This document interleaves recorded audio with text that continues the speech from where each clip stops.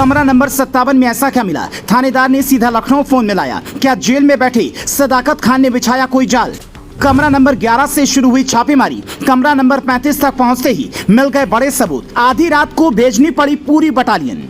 18 अगस्त की रात प्रयागराज के कर्नलगंज थाने की घंटी बजी। फोन के उधर से आवाज आई, साहब जितनी पुलिस फोर्स है सबको लेकर मुस्लिम बोर्डिंग हॉस्टल आ जाइए। इतना कहते ही फोन कट गया। पुलिस की कई गाड़ियां तुरंत हॉस्टल की ओर निकली। दरोगा जी को अंदेशा पहले से था कि मामला कुछ बड़ा होगा, क्योंकि ये वही हॉस्टल है जहां से उमेश पाल केस का सबसे बड़ा आरोपी सदाकत खान कुछ महीने पहले पकड़ा गया था। यहाँ तक कि सीएम योगी ने पीएसी भेजकर हॉस्टल के 107 कमरे सील करवा दिए थे। फिर सवाल है कि योगी ने जो हॉस्टल सील करवाया उसके ताले कैसे खुले? तो इस पर आए, उससे पहले सुनिए छापेमारी में क्या हुआ। पुलिस की टीम हॉस्टल के दरवाजे पर जैसे ही पहुंची, कमरा नंबर 11, 35 और 57 में खलबली मच गई। ये वो कमरे थे जिसमें बड़ी तैयारी चल रही थी। पुलिस ने एक एक कमरे की तलाशी शुरू की। 11 नंबर कमरे पर जैसे ही पुलिस को पता चला कि जिस आसिफ इकबाल ने फोन किया था ये उसी का कमरा है और उसके रूम के गद्दे, बेड, अलमारियां सब पलट दी गई हैं, कुछ नहीं मिला। तब तक पुलिस के कुछ जवानों ने दरोगा जी को खबर भिजवाई, साहब कमरा नंबर 35 में आ जाइए।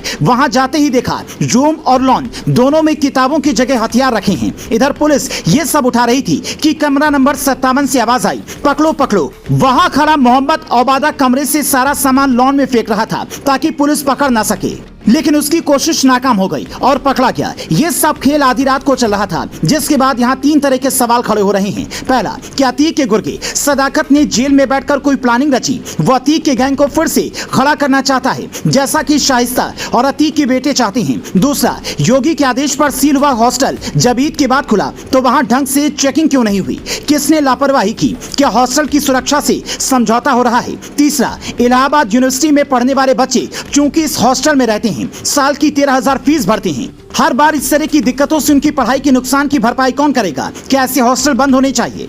इन सवालों का जवाब यूपी पुलिस को भी तलाशना चाहिए। जिस कर्नलगंज थाने में यह हॉस्टल आता है उस थाने की कहानी ऐसी है कि वहाँ के थानेदार अगर रात भर सो लें तो उनके लिए काफी सुकून की बात होती है। वहाँ थाने के बाहर बवाल मचता है, पुलिस जाती है, लोगों से कहती है FIR करवा दो, लेकिन कोई FIR नहीं करवाता। वहाँ उल्टी कहानी चलती है। आम थानों में मुकदमे लिखवाने वालों की संख्या ज्यादा होती है, वहाँ मुकदमा वापस लेने वालों की संख्या ज्यादा है, क्योंकि यहाँ किसी मामले में छात्र नेता टांग अड़ा देते हैं तो किसी मामले में सीधा नेताजी पैरवी करने लगते हैं। पर योगी राज में अब पैरवी नहीं सुनी जाती, तो हॉस्टल के अंदर से बराबर नए नए केस खुलते रहते हैं।